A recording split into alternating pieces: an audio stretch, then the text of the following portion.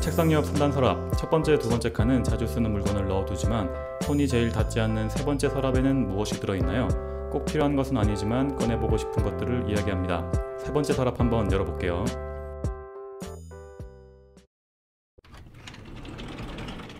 안녕하세요. 안녕하세요. 반갑습니다. 네. 잘 지내시죠? 그렇죠. 이거는 뭔가 좀 고정된 대화처럼. 아니 오랜만에 만나는데 인사해야지 당연히. 특히나 오늘은 아침 일찍 녹화를 하고 있어가지고 맞아요. 저도 낱낱도 정신이 없는데 왜 아침에 녹화하게 된 이유가 뭐죠 이게? 제가 네. 또 어디를 가야 돼가지고. 또 히피처럼 또 떠나시는군요. 네. 그건 아니고 집에 갑니다. 본가에 가야 돼가지고. 부모님 뵈러 가는구나. 네. 그래서 오늘 아침 일찍 하고 있는데 힘내서 한번 해보시죠. 저 눈이 지금 반만 떠지고 있어요. 저번에 낱낱이 했던 거 저기 아무도 없는 곳 있잖아. 네. 그때 그 배우들 설명을 되게 잘해줘가지고 네이버에 한번 찾아봤거든요. 네. 찾아보다가 영화는 못 봤고 그 감독님 인터뷰까지 봤는데 그 제목을 아무도 없는 곳이라고 지은 이유를 물어보는 인터뷰를 봤거든. 네. 그러니까 뭐 인물들이 지나다니는 공간이 중요하다고 생각해서 곳이라는 표현을 썼다라고 하시더라고요. 근데 그것보다 좀 놀라웠던 게 좀 신기했던 게 영어 제목 봤어요? 영어 제목? 맞아. 영어 제목이 더 그 주제에 다 있어요. 그 약간 쉐이드 오브 허트 해가지고 마음의 뭐 그림자? 네. 뭐 그런 뜻인 것 같은데 맞아요. 약간 뭐 그런 말씀 하시더라고. 영화에 빛과 그림자가 있다면 그 중에서 이제 그림자 쪽에 있는 이야기를 하고 싶었다 라는 말씀을 하시는 걸 들었는데 그거 보면 그런 게 느껴지나요 진짜? 네. 그런 게 약간 그런 명언 같은 것도 되게 신경을 써가지고 하신 것 같고 뭔가 인물들이 그렇게 막 밝거나 막 그러지 않아요. 그러면서 뭐 있는 것 같기도 하면서 없는 것 같기도 한 이야기를 하고 싶었다고 약간 하셨는데 몽환적인 느낌이 들고 낱낱이 마지막에 설명해 준 것 중에 처음에는 그 남자 주인공이 남들의 얘기를 계속 듣기만 하다가 마지막에 주인공이 잃어버린 게 나온다고 했잖아. 네. 그것처럼 마지막에는 누구든지 잃어버린 게 있다 뭐 그런 말씀을 없는 것 같기도 한 뭐 그런 이야기를 하고 싶었던 것 같아요. 맞아요. 언제 좀 시간이 나면 한번 봐야겠다는 생각을 했고 네. 요즘 날씨는 좀 많이 풀렸죠 그래도? 그쵸. 이제 입추 매직 오늘 녹음 날짜 입추인데. 오늘 입추야? 네. 아 진짜? 이 두 가지 매직 있잖아요. 어떤 입추 거? 매직, 처서 매직이라고. 그게 뭔데? 그때마다 이제 더위가 싹 내려가는. 한번 내려가는 거예요? 그러니까 실제 오늘도 아침에 나왔는데 뭔가 해가 뜨겁긴 해도 그래도 공기가 막 습하거나 막 답답하지 않더라고. 맞아. 바람이 좀 선선해. 그러니까 완전 절기가 진짜 딱딱 들어갈 때마다 소름 돋지 오늘 않아요? 입추구나. 아니 요즘엔 전에는 밤에 밖에 나가도 막 습하고 더웠는데 맞아, 요즘에는 해 지고 나가면 되게 시원하더라고. 맞아. 그런 의미에서 또 가을을 맞이하면서 또 열심히 해봐야죠 그러면. 그렇죠. 또 새로운 계절이 옵니다. 오늘 지지난 시간에 했던 이집트 사자에서 2편을 오늘 하려고 하고 1편에서 했던 거 잠깐만 중요한 것만 해보면 다른 건 다 필요 없고 그 신화가 좀 중요하다고 했어요. 태양의 신 라, 신들조차 창조한 위대한 신 라가 있고 이제 하계의 지배자 오시리스가 있다고 했습니다. 네. 이 두 명이 오늘 본격적인 이사서 얘기에 계속 나오게 될 거니까 요거 한번 상기시켜 드렸고 이사서는 그 이집트인들이 발굴을 한 게 아니라 유럽의 고고학자들이 발굴한 거거든요. 나쁘게 말하면 뭐 문화재 탈취 같은 느낌도 있죠. 그렇죠. 그래서 말 그대로 이제 상형 문자, 그림으로 된 문자를 이제 해석하다 보니까 시간이 엄청 오래 걸렸다고 하고 이게 책으로 나온 거는 한 20세기 초쯤 돼가지고 겨우 나오게 됩니다. 이게 본문은 그 주문집이라고 했죠. 마법의 힘이 가지고 있는 주문집. 해서 각 상황에 따른 마법 주문이 나오게 되고 그건 오늘 마지막에 한번 전체적으로 쭉 읽어볼 거고 그냥 말 그대로 주문이라서 읽는 것 빼고는 해볼 게 없어요. 그래서 주문에 나오는 중요한 개념들 좀 먼저 정리해 보려고 하거든요. 이집트인들은 고대로부터 부활 사상이 있다라고 했죠. 네. 근데 당연히 그냥 시켜주는 게 아니에요. 수능처럼 커트라인이 있는데 그 조건 중에 첫 번째가 부활을 위해서는 육신과 영혼 이 두 가지가 모두 온전하게 보관이 돼야 됩니다. 그 오시리스 신화할 때 오시리스의 아내인 이시스가 오시리스의 시체를 막 찾아다닌다고 했잖아. 맞아요. 그게 이제 육체가 무조건 보존이 되어 있어야 한다는 믿음 때문에 그랬던 거고 그 육체를 가지고 하계의 지배자인 오시리스가 심판을 하는 법정까지 가야지만 일단 첫 번째 조건이에요. 그 법정에는 어떻게 가냐면 뭐 택시나 버스 타고 가는 게 아니고 라 있죠, 라? 네. 라가 이끄는 태양선이 있다고 했습니다. 그 태양선을 타가지고 라가 택시 태워주는 거예요, 쉽게 말해서. 그래서 중간중간에 막 던전 같은 거 해치면서 여러 가지 역경을 넘긴 다음에 마지막에 오시리스한테 심판을 받게 됩니다. 당연히 그 항해하는 중에도 적들한테 싸우다가 내가 영혼이 파괴되거나 하면 부활할 수 없는 건 당연한 거고, 그럼 첫 번째 조건은 육신과 영혼이 온전하게 있어야 된다. 두 번째 조건은 왜 인과응보, 사필귀정 이런 말 많이 하죠. 네. 쉽게 말해서 착하게 살아야 된다 이 말이거든요. 법정에 도착해서 오시리스가 재판을 하는데 남을 속이지 않고 착하게 산 사람만이 부활을 할 수 있게 됩니다. 합격 목걸이를 딱 받게 되는 거죠. 사필귀정 이런 거 믿어요? 그러니까 저도 어렸을 때 뭔가 되게 손해를 보더라도 막 언젠가는 보상이 돌아오겠지. 막 누군가에게 호의를 베푼다면 이렇게 언젠가는 꼭 나한테 돌아오겠지라고 배우면서 자랐어요. 이제 엄마가 나를 뭐 바른 방향으로 키우려고 그랬는지.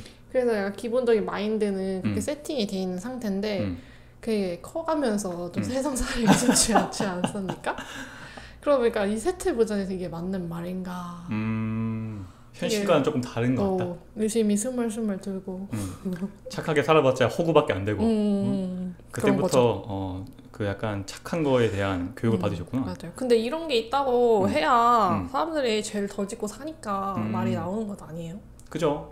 그러니까 어떻게든 인간이 악한 본능을 조금이라도 좀 죽이기 위해서 어렸을 때부터 이런 것들을 들려주는 게 아닌가. 왜 우리 동양권 문화에서도 염라대왕이 심판하는 장면이 있잖아요. 맞아요. 그게 신감계 같은. 다 거짓말 안 하고 남을 해치지 않고 이런 것들이 다 조건에 들어가는 거 보면 인류 보편적으로 꼭 필요한 개념인 것 같긴 해요. 그래서 이게 이집트에서도 천국에 들어가기 위한 조건이 됩니다. 그러면 다시 좀 위에부터 올라부터 보면 육체는 말 그대로 우리가 살아있을 때 가지고 있던 몸뚱아리니까 요거는 그냥 설명할 필요가 없고, 영혼을 좀 설명을 해보면 영혼, 일단 동양적인 개념에서 영혼을 좀 보면 영이랑 혼이라는 게 합쳐진 단어거든요. 그리고 혼백 이런 거 들어봤죠? 영이랑 혼이랑 어떻게 달라요? 그러니까 그거 좀 말해줄게요. 네. 혼백 들어봤어요? 혼백? 그런 것도 표현이 막 다양하게 있잖아.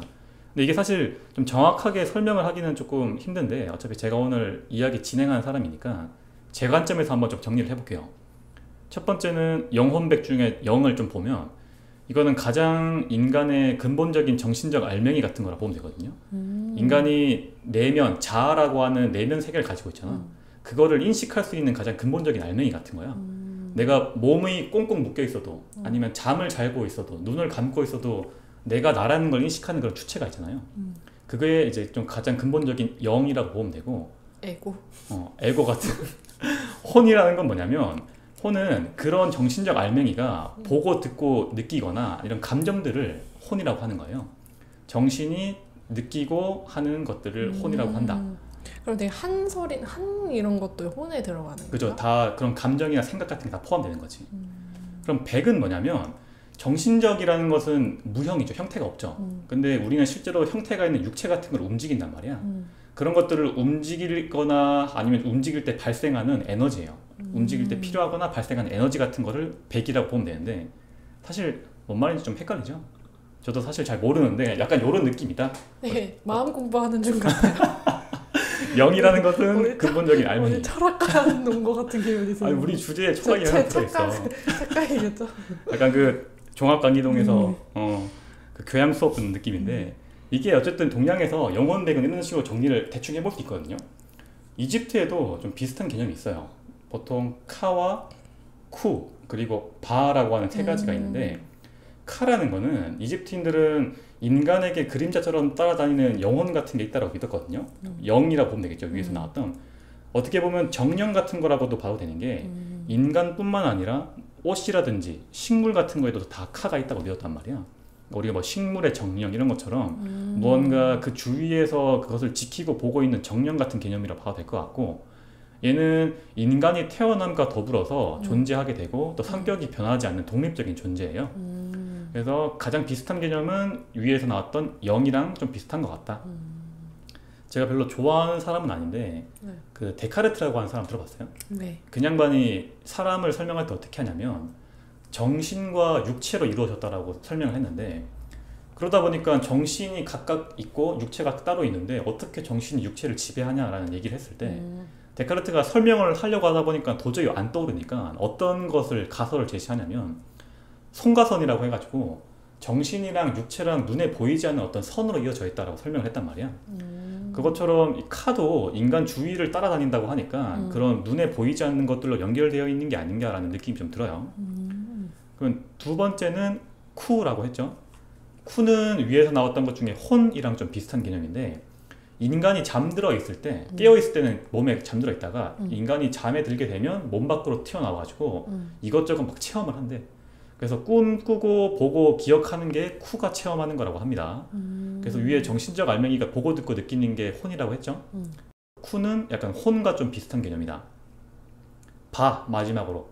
바는 좀 특이하게 형태가 있어요. 오. 얘는 그 새 몸뚱아리에 인간 대가리를 달고 있거든요. 반대네요. 그죠? 그 신들과 좀 반대죠.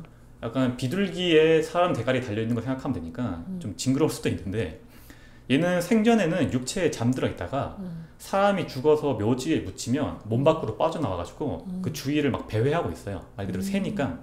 그러다가 인간이 부활을 하려고 할 때 다시 몸으로 들어와가지고 이 육체를 일으켜 세우는 역할을 합니다. 그래서 위에 나왔던 100 에너지 같은 거라고 했죠. 그래서 카쿠바가 사실 1대1로 대응하기는 좀 힘들지만 이런 영혼 100이랑 조금 비슷한 개념이 아닌가라고 보면 될 것 같아요. 그래서 육체와 이 카쿠바 세 가지를 다 모아가지고 오시리스의 법정으로 가서 심판을 받게 되고, 여기서 심판을 통과하면 말 그대로 천국에 가서 사는 거고, 통과하지 못하면 현장에서 영혼이 파괴당해가지고 이제 전생이나 환생을 할 수 없다라고 믿었습니다. 여기까지가 이사서에 나오는 부활의 필수 요소. 그러면 다음은 이집트의 장례 절차랑 이런 것 좀 알아볼게요. 이제부터는 이제 우리가 눈을 감고 죽었다라고 생각을 하고 내 장례식을 한다는 느낌을 딱 들어보면 돼. 오늘은 8월 달인데 이군의 장례식입니다. 이집트의 장례와 사후세계를 좀 간단하게 요약을 하면, 인간이 죽어가지고 미라가 되어 있는 상태에서 시작하거든요. 그러니까 죽은 자가 천국으로 여행을 떠날 수 있게 만드는 과정이 장례 절차라고 보면 돼요. 왜냐면 생명을 재생시켜도 이 붕대에 깡깡 묶여 있잖아, 미라가. 그러니까 몸을 움직일 수 없으니까 이 몸을 움직일 수 있는 상태로 만들어주는 게 이집트의 장례입니다. 그 다음에는 의식이 끝나면 이제 태양선을 타고 막 떠나면 되겠죠. 첫 번째는 죽은 자가 입을 여는 의식을 하는데, 붕대로 얼굴이 꽁꽁 감겨 있다 보니까 먹고 마시고 생각하게 하는 의식을 합니다. 미라에 보면 얼굴 머리 끝부터 발끝까지 꽁꽁 쌓여 있잖아. 그러니까 입을 띄워주는 의식을 한단 말이지. 눈을 뜰 수 있게 해주고. 어떻게 하냐면 케르헤브라고 하는, 얘는 약간 직책이 마법사 같은 느낌인데 쉽게 말하면 장의사죠. 1등 장의사 같은 느낌이에요. 1등 장의사인 케르헤브가 향을 피워가지고 주변을 정화를 합니다. 그러면 표범 가죽의 옷을 입고 있는 샘이라고 하는 2등 장의사가 토트신, 기억나죠? 지혜의 신. 토트신의 상징물을 이제 미라의 입, 코, 눈의 순서로 한 번씩 갖다 댑니다. 이 절차를 해야지 미라가 입을 뜨고 눈을 뜰 수 있다라고 믿었던 거예요. 이게 이제 그 붕대를 제거하는 효과를 가진 거죠, 이게. 그렇게 되면 케르헤브가 1등 장의사가 이런 주문을 외웁니다. 보아라, 그대의 입이 준비되었다. 곧 열린다. 그 다음에 2등 장의사인 셈이 내가 그대의 입을 뜨게 했다. 눈을 뜨게 했다. 걸어 다닐 수 있게 했다. 라고 하면 사메프르라고 하는 3등 장의사가 또 다음 주문을 외웁니다. 나는 입을 만져 입을 열게 하고 눈을 만져 눈을 뜨게 했다. 라고 하고 향유라고 하는 게 있는데 향수 같은 거예요. 그걸 얼굴 전체에 펴발라가지고 이제 행복을 기원하게 됩니다. 여기까지가 첫 번째 의식이고, 두 번째 의식은 이제 내 영혼은 이제 움직일 수 있어. 근데 내 영혼은 여행을 떠나겠지만 실제로 물리적으로 죽어있는 내 시체는 미라가 되게 남아있겠죠. 그러니까 이 시체가 부패하지 않고 벌레라든지 동물에게 뜯기지 않기 위해서 그런 것들을 기원하는 의식이 두 번째거든요. 아누비스라고 하는 신이 있는데, 얘는 제가 지난 시간에 그냥 스킵했는데 이시스가 오시리스의 시체를 다 모아가지고 붕대로 꽁꽁 묶을 때 옆에서 도와주던 미라를 만드는 관장하는 신이에요. 그래서 이 아누비스에게 이 시체가 잘 보존될 수 있도록 기도를 하게 되면 두 번째 의식이 끝나고 인간 세계에서 해주는 모든 장례 절차가 끝나게 됩니다. 이제부터는 죽은 사람이 몸을 움직일 수 있고 또 승리하기 위한 축복을 받은 상태로 이제는 태양선을 타러 항구로 떠나야겠죠? 항구로 왜 옛날에 저기 메이플 스토리 게임 해봤어요? 했죠. 그 메이플 스토리라는 게임을 기억해보면 그 메이플 본 대륙에서 모든 퀘스트를 다 깨고 그 다음에 그 오르비스라고 하는 하늘성으로 떠나는 게 있어요. 거기 가면 그 항구 가서 막 하늘 날아다니는 배 타고 가잖아. 발록 나오고. 맞아. 그 배 타면 발록 막 몬스터 나오는데 그게 여기서 조금 개념을 따온 게 아닐까 싶을 정도로 되게 비슷합니다. 하늘을 나는 태양선, 태양의 신 라가 이끄는 배를 타고 오시리스의 왕국으로 가야 되는데 여기서부터 좀 중요해요. 태양선에 그냥 올라타는 게 아니라 타는 방법이 있어. 그러니까 지나가는 택시 잡듯이 잡는 게 아니니까 잘 들으셔야 됩니다. 매일 태양이 떠오르는 하늘 위에 거대한 강이 있다고 했죠. 그 동쪽 끝을 바쿠라고 하거든요. 그리고 해가 쭉 지고 넘어가서 서쪽에 오게 되면 해가 지는 서쪽을 마누라고 합니다. 마누요? 바쿠와 마누. 그러면 태양선이 다음날 다시 해를 띄워야 되잖아. 그럼 다시 이 배가 동쪽으로 가야겠죠. 어떻게 갈까요? 밑으로 이렇게 지옥으로 이렇게 지하세계. 지하세계로. 그죠? 이렇게. 그 강을 다시 거꾸로 올라가면 인간들이 볼 때 서쪽에서 동쪽으로 해가 뜨는 것처럼 보일 테니까 그러면 안 되고 서쪽 끝에 지하 땅굴 같은 게 있어. 그래서 땅굴로 해가지고 동쪽으로 다시 나오게 되는데 그 지하 세계 지하 땅굴을 두아트라고 불렀습니다. 거기는 오시리스가 관할하는데. 그죠. 오시리스의 전체적인 나와바리라고 보면 되죠. 근데 그 두아트에 통과하기 위해서는 아멘테트라고 하는 깊은 계곡을 반드시 통과를 해야 되는데 이 계곡이 굉장히 위험한 곳입니다. 독사라든지 적들이 드글드글 거리는 것이어서 인간들은 이 태양신 라의 도움이 없이는 절대 건널 수 없는 곳이거든요. 그래서 내가 지금 미라가 되어 있죠. 몸을 움직일 수 있어가지고 배를 타러 온 겁니다. 지하 세계 첫 번째인 아멘테트 입구에 계곡의 입구에 서 있는 거예요. 태양선이 오기를 기다리고 있는데 승선은 누구든지 할 수 있어. 근데 문제가 뭐냐면 배가 좀 작대. 그래서 올라타지 못하는 영혼들이 발생한다고 합니다.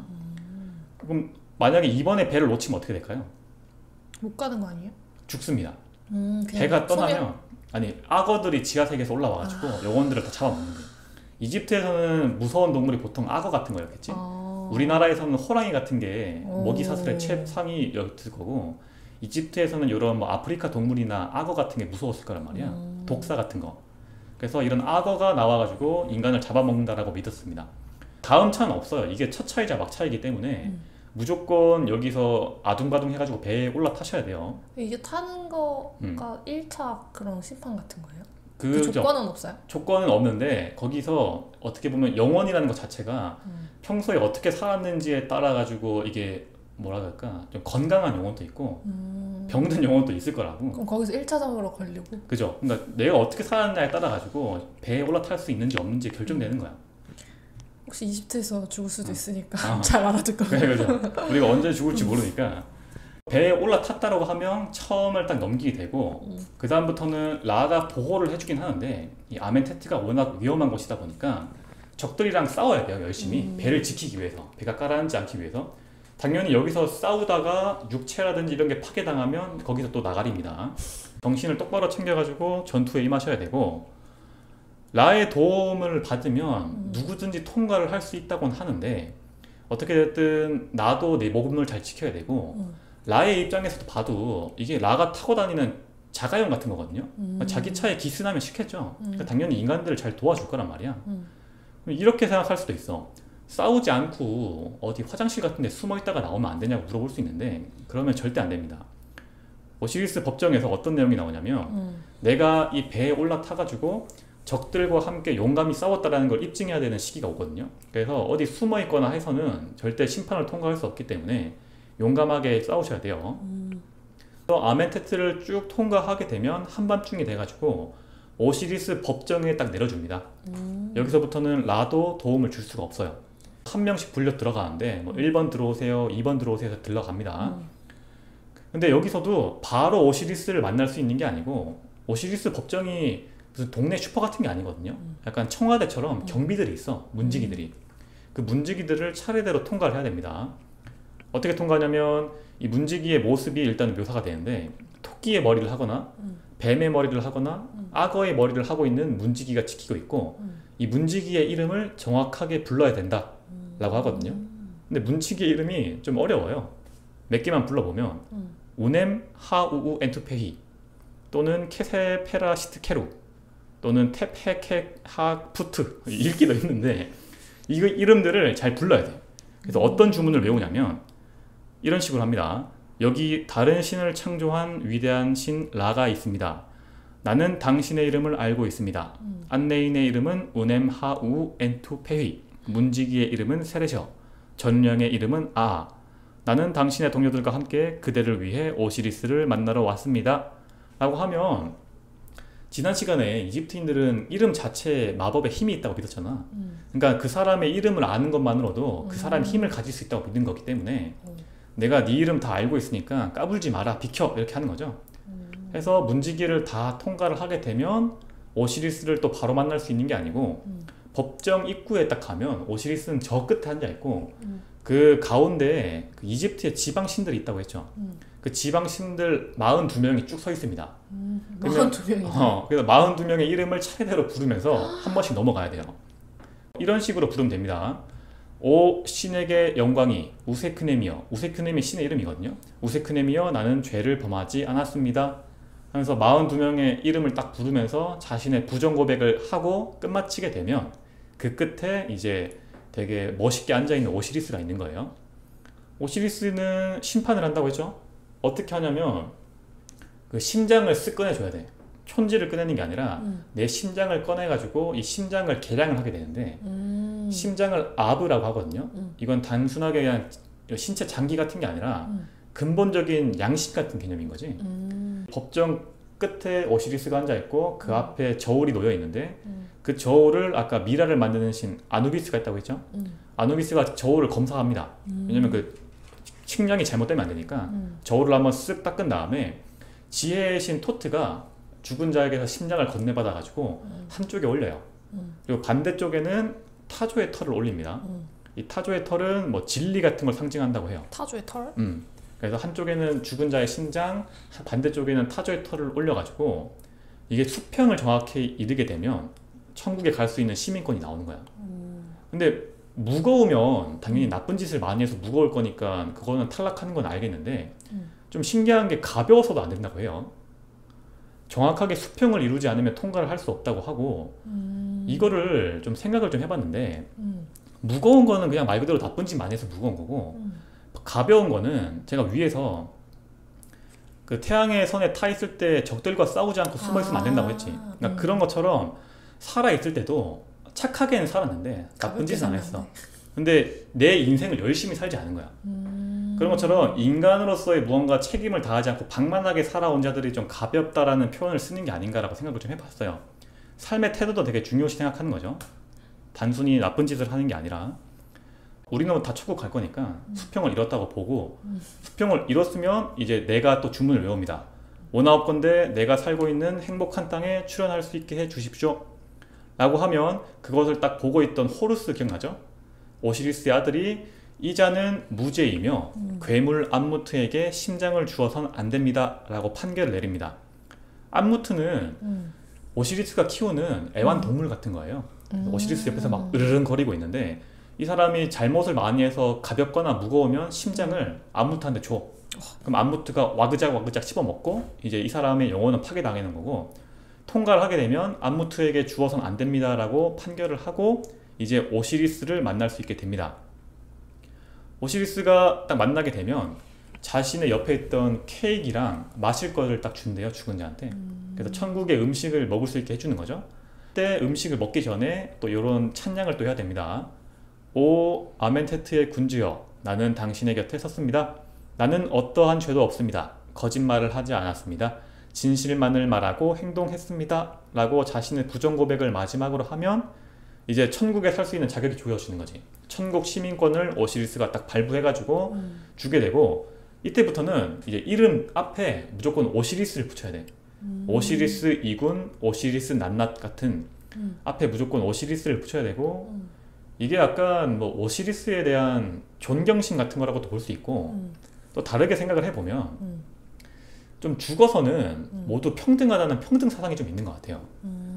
고대에는 이집트 왕들 아니면 귀족들만 미라를 만들었는데 시간이 흐르면서 평민들이라든지 노예들도 능력만 되면 미라를 만들었거든요. 그러니까 이 노예들이 만약에 죽어서 미라가 된다라고 하면 어떤 생각을 했을 거냐면 여기서는 일 열심히 했지만 좀 죽어서는 좀 평등하게 살고 싶다. 그런 생각을 좀 했겠죠. 그러니까 이름 앞에 오시리스를 붙임으로써 우리는 다 똑같은 오시리스의 자식들이다 라는 느낌으로 좀 평등한 느낌을 주고 싶었던 게 아닌가 라는 느낌이 있어요. 이제 심판은 끝났고 뚜벅뚜벅 법정을 걸어 나오면 이제 천국까지 올라가야 되잖아. 그 태양신 라가 환하게 웃으면서 우리를 기다리고 있어요. 택시 태워주려고. 우리가 이제 그 시민권 딱 보여주면 태양선에 다 태워가지고 가장 밝은 빛이 보이는 천국으로 올라가게 됩니다. 이제부터는 천국의 모습에 대해 설명을 할 건데, 낱낱이 혹시 떠올리고 있는 천국의 이미지가 뭐가 있어요 혹시? 천국의 이미지. 천국이라고 하면 이런 거라고 떠오른다. 나는 이런 거. 에어컨? 아니 뭐. 아니 농담. 요즘 제 에어컨만 있으면 어디든 천국 같은데. 아 그래. 아이스 아메리카노와 에어컨만 있으면 그곳이 천국. 아니, 내가 생각하기에 천국은 약간 모든 사람들이 다 서로를 막 이해시킬 필요가 없어도 다 이해하는 곳? 싸움이 없는 곳? 싸움도 없고 다툼도 없고 전쟁도 없고 그냥 다 이제 연결이 돼 있는 거야. 다른 것도 그냥 다름으로 약간 다 인정되는? 약간 분란이 없고 다 같이 단합될 수 있는? 이집트에서도 뭐 그런 이미지가 나와요. 천국의 풍경이 어떻게 묘사되냐면 365일 태양이 지지 않습니다. 밝고 따뜻하다고 하고. 저 싫은데요. 나도 싫어. 맛있는 열매와 음식들이 막 널려 있다고 해요. 경작하면서 하고 싶은 사람은 하고 하지 않고 싶은 사람은 하지 않고 싸우고 분란이 없는 곳이라고 합니다. 매일 맛있는 것을 음식을 먹으면서 사람들이 좋은 향기를 맡으면서 살아간다고 하는데, 되게 이집트는 향을 중요하게 생각하나 봐요. 사막 문화권에서 물이라는 게 되게 귀하거든요. 그러면 당연히 잘 씻을 수가 없겠죠. 물론 이집트는 나일강이라고 하는 거대한 강이 있었겠지만, 그래서 기억날지 모르겠지만 제가 전에 마태복음 할 때도 예수가 누군가를 축복하거나 예수가 축복을 받을 때 향유를 붓는 장면이 많이 나와요. 이게 굉장히 비싸고 고가의 사치품 같은 느낌이야. 그래서 좋은 냄새를 하게 해주는 게 되게 중요한 역할을 했던 거고, 이런 삼액지대에서. 저기 뭐 유럽 같은 데 가도 프랑스에 보면 막 향수 발달하고 하잖아. 그런 느낌이겠죠, 사치품으로. 그래서 마지막으로 보면 이제 그 천국에 변두리에 커다란 호수가 있는데, 이 호수가 좀 특이해요. 여기서 그 우리 보통 피닉스라고 하는 불사조 있죠. 불사조가 여기서 막 수영을 하고 있대. 되게 온천수 같은 곳이겠죠. 막 뜨거울 테니까. 그 강에는 커다란 배 두 척이 떠 있는데, 이 배를 타면 천국에 있는 사람이 자신이 원할 때 언제든지 현세로 돌아가서 왔다 갔다 할 수 있는, 뭐 우리 키우던 강아지는 잘 있나, 내 손자는 잘 있나라고 하면서 왔다 갔다 하면서 볼 수 있는 그런 곳이 이집트에서 말하는 천국이라고 합니다. 어때요? 살고 싶어요? 365일 해가 떠 있는데? 그거 좀 생각해보고. 저도 다른 건 괜찮았는데 이 해가 떠 있는 게 물론 뭐 밝은 이미지를 주고 싶어서 그랬겠지만 딱히 그렇게 좋은 것 같진 않고, 하지만 가고 싶습니다. 여기까지가 천국에 대한 묘사였습니다. 마지막으로 이제부터 본격적으로 이사서를 읽어볼 거예요. 네. 좀 어이가 없겠지만 이게 주문집이기 때문에 앞에 그냥 개념들을 설명하는데 시간을 좀 많이 할애했고, 이제 끝나가는데 마지막으로 본격적으로 들어갑니다. 그러니까 막 지금 42명의 신들에게 막 이렇게 계속 말한 것도 주문이에요? 그죠? 그 자체가 그 효력이 있는 거예요. 내가 네 앞을 지나갈 수 있다. 그런 능력이 가지고 부여해주는 주문인 거지. 그 주문을 나도 현장에서 외워야 되고, 내가 죽을 때 우리 보통 염하듯이 아까 위에 나왔던 1등 장의사, 2등 장의사 있죠? 그 사람들이 나한테 막 읽어줘요. 그래서 그것들을 잘 들었다가 천국 갈 때 이용하시면 돼요. 부활에서, 이집트 사자에서 얘는 부활의 염원이 깃든 파피루스라고 하거든요. 근데 내용 자체가 흔히 말하는 부활을 하기 위한 내용이기 때문에 이사서 자체가 곧 부활의 서다라고 봐도 무방합니다. 주문으로 시작해서 주문으로 끝나고, 내용은 보통 라에 대한 경배라든지 오시리스에 대한 찬양이 들어있어요. 그런 내용이 있고, 우리가 오늘 읽어볼 거는 보통 아니라고 하는 사람의 아니의 파피루스라고 하거든요. 이집트의 사람들이 얼마나 많이 죽고 미라를 만들었겠어. 근데 그 이집트 사자에서가 종류가 엄청 많을 텐데 그 중에서도 되게 내용이 잘 적혀 있고 온전하게 보존되어 있는 게 대표적으로 아니의 파피루스거든요. 그래서 아니라고 하는 사람 이름이야. 그래서 이게 보통 우리가 사자에서라고 하면 이 아니의 파피루스를 말하게 됩니다. 얘는 길이가 되게 길어. 24m쯤 되고 파피루스가 되게 사자에서의 전형이라고 불립니다. 기록도 되게 꼼꼼해서 이 아니에 대한 기록도 남아있어요. 기원전 1400년경 살았던 사람이고 궁중 같은 데를 관리하던 관리인이었대. 궁중 관리인. 거기다가 그의 부인인 투투도 함께 기록에 등장하고 투투는 신들을 위한 악기를 연주하는 신화가였대요. 그래서 이 두 분이 부부로 살다가 아니가 죽고 아니의 파피루스가 현재 발견되어 있다. 오늘 들어볼 거는 아니의 파피루스라고 그냥 봐도 무방해요. 다른 것도 좀 섞여 있는데 들으시는 분들이 혹시 천국 가고 싶은 분들 계시면 한번 집중해서 잘 들어보세요. 첫 번째, 하계에서 일을 하지 않기 위한 주문이 있습니다. 일을? 하계에서 농사 짓지 않고 쉬고 싶은 마음이 들어있는 염원인 것 같아요. 하계? 위에서 하계에서는 농사를 지어요? 그죠. 거기서도 아까 위에 말했듯이 농사 짓고 싶은 사람은 짓고 곡식 같은 것도 거둬올 수 있고 자기가 하고 싶은 걸 할 수 있는 곳이야. 근데 위에 그 평등 사상이 오시리스라는 이름 자체에 좀 녹아있다고 얘기했는데 노예들은 평민들은 평생을 농사 지었을 텐데 죽어서도 농사 짓고 싶지 않겠죠. 그러니까 이런 일들을 피하기 위한 주문이 있습니다. 내 일을 대신해주는 인형 같은 걸 만들어서 이 인형이 우샤브티우라고 하는 인형인데 그 중국의 진시황릉 있죠. 거기 가면 그 진시황을 지키는 인형들이 막 있잖아. 그런 것처럼 나를 대신해서 무언가 하는 우샤브티우를 만들어 놓고 걔한테 주문을 거는 겁니다. 이렇게 해요. 오시리스 2군이 물을 옮기거나 모래를 옮기거나 해야 한다면 나는 모든 우샤브티우를 파괴할 것이다 라고 하면 우샤브티우가 대답을 한대. 내가 기꺼이 하겠습니다. 말 그대로 뭐 협박이죠. 우샤브티우한테 너 일 안 하면 부셔버린다 라고 하는 이런 주문도 있고 도사리고 있는 괴물들로부터 무사히 통과하기 위한 주문도 있습니다. 나는 아툼의 보호를 받고 있다. 나는 아툼과 함께 이곳을 통과할 것이다. 나는 당신의 신문을 받지 않는다 라고 하는 주문도 있습니다. 비슷하게 적을 물리치기 위한 주문도 있어요. 이렇게 하는데 나는 적을 물리치고 나왔습니다. 나는 적들이 도망가는 것을 허용하지 않습니다. 적들이 나에게 항복하였습니다 라고 하는 주문이 있고 신들의 마음속에 분노를 제거하는 주문이 있습니다. 우리가 인간관계에서도 그런데 나랑 처음 본 사람인데 이유 없이 날 싫어하는 사람 만나본 적 있어요? 이유 없이? 그냥 나랑 뭐 얘기해 본 적도 별로 없고 그냥 나는 엮인 적도 없는데 그냥 왠지 나를 싫어하는 것 같아 이 사람이. 그 옛날에 초등학생 때 경험한 적 있어요. 학생 어떤 경험? 아니 너무 개인적인 밝힐 수 없는?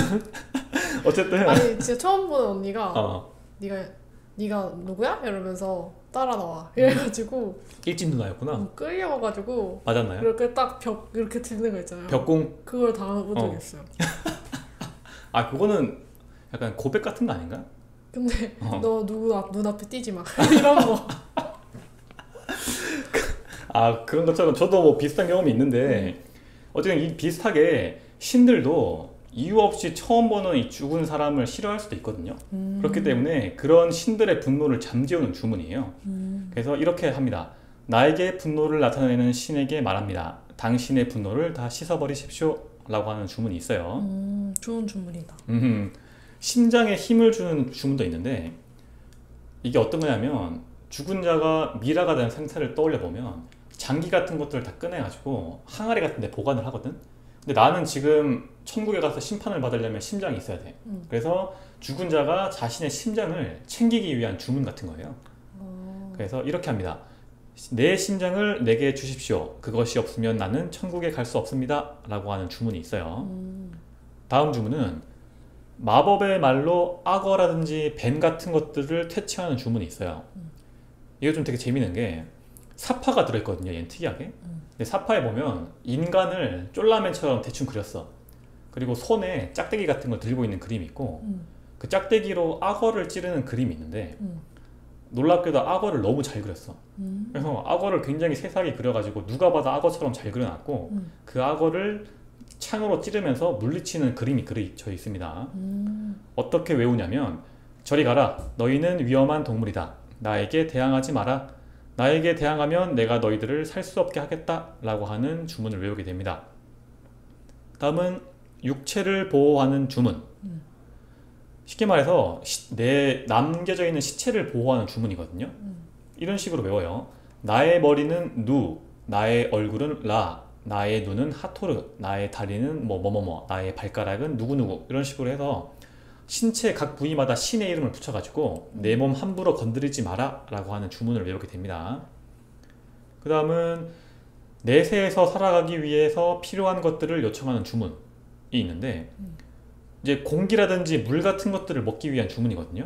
그래서 이런 식으로 해요. 아툼을 찬양합니다. 나에게 달콤한 공기와 마실 물을 주십시오. 그 다음 주문에 바로 더러운 것을 먹지 않기 위한 주문이 따라 나와요. 그러니까 나는 내가 먹고 싶은 거 맛있는 거 먹고 더러운 거 먹지 않을 거야 라고 하면서 이런 식으로 합니다. 나는 내가 싫어하는 것을 싫어합니다. 싫어하는 것을 먹지 않습니다. 나는 배설물을 먹지 않습니다. 매일 좋은 빵과 음료를 마실 것입니다 라고 하는 주문입니다. 태양의 배에 올라타기 위한 주문이 있어요. 아까 1차적으로 태양선에 올라타야지만 통과한다고 했죠. 이거 기억하셔야 됩니다. 나는 적을 무찌르러 왔다. 나는 신에 의해 태어났다. 나는 내가 원하는 곳으로 갈 수 있다. 나의 심장에 힘을 주십시오. 나를 해치려는 사람들에게 대항할 수 있게 해주십시오. 쉽게 말해서 저 일 잘해요. 저 좀 태워주세요 라고 하는 거예요. 다음 주문은 무언가로 변신할 수 있는 주문입니다.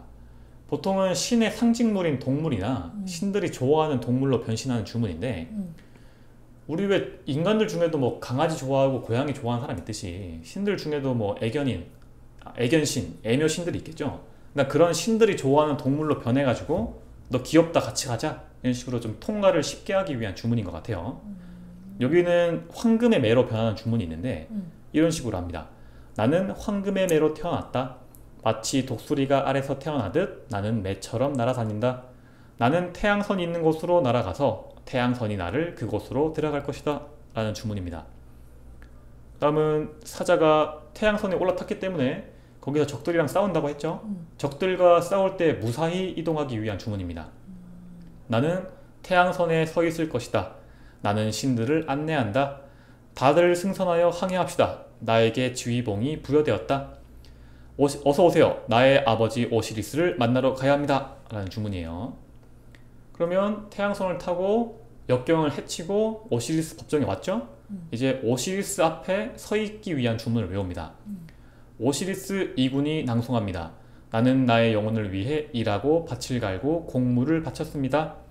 나는 내가 싫어하는 것을 싫어하고 싫어하는 것을 먹지 않습니다. 진실만을 말하는 위대한 오시리스 이군이 낭송합니다. 나는 당신의 옆에 서 있습니다 라고 하면서 오시리스 앞에서 날 좀 보소 하는 거죠.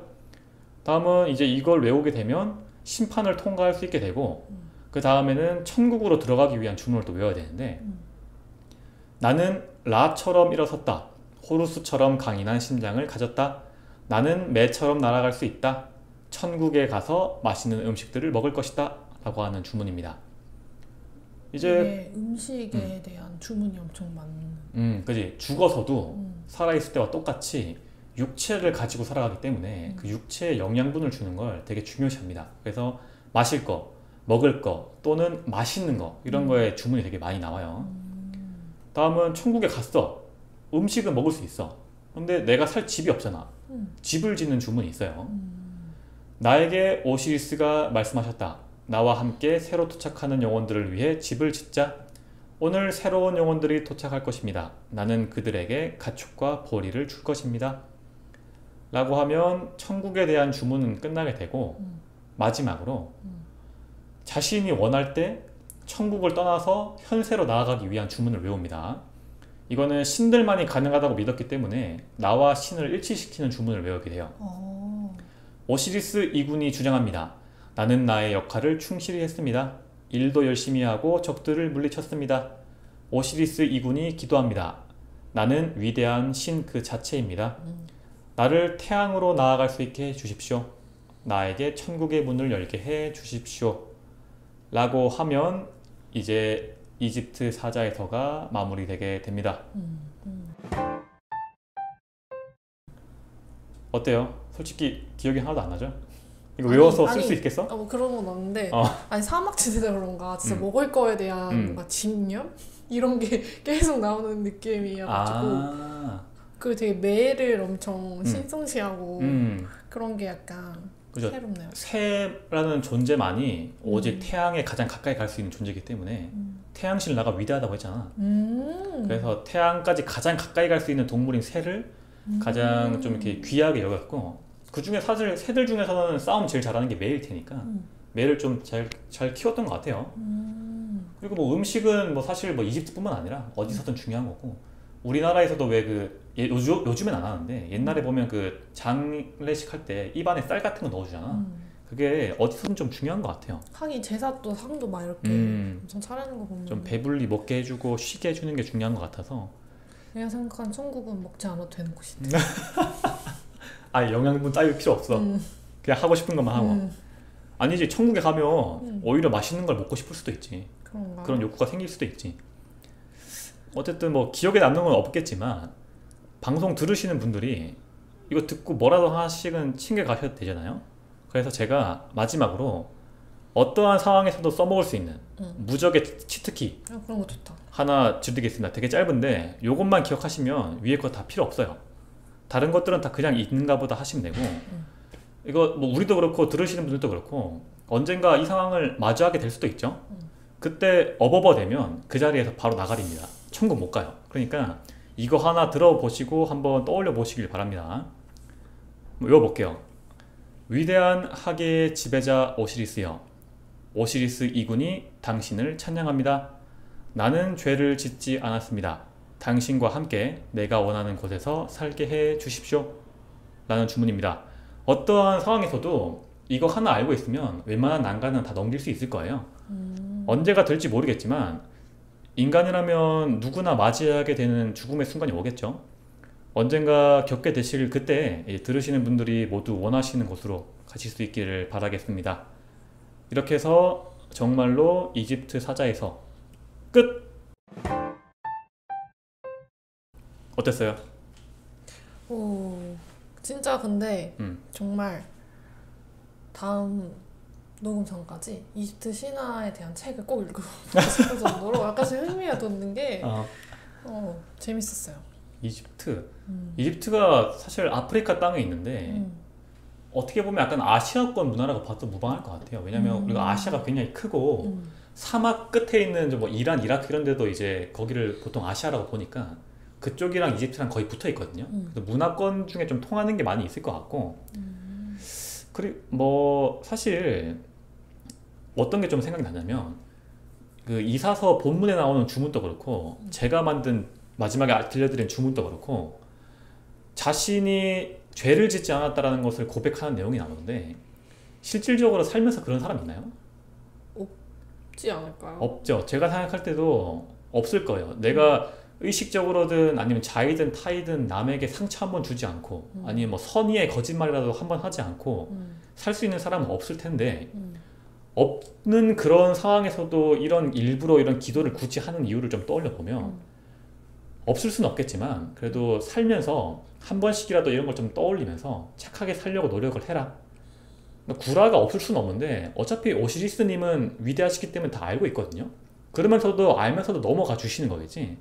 그러니까 대신 살면서 한 번이라도 이런 것들을 좀 생각을 해보면서 착하게 살려고 노력을 해봐라, 뭐 그런 뜻이 아니었을까라는 생각을 좀 해봅니다. 이게 이사서의 내용은 끝이고 제가 그 비슷한 게 티벳 사자에서가 있다고 했죠. 네. 그건 언젠가 또 기회가 되면 한번 또 가지고 와 보겠습니다. 이게 다음 시간은 우리 그 취미 특집이죠. 네. 낱낱이 먼저 스타트를 끊을 거고 그거 하신다 그랬죠. 그 뭐지? 뭐 한다 그랬죠? 그거 뭐야 말 안 해? 어쨌든 식물이요. 그래, 식물 그래.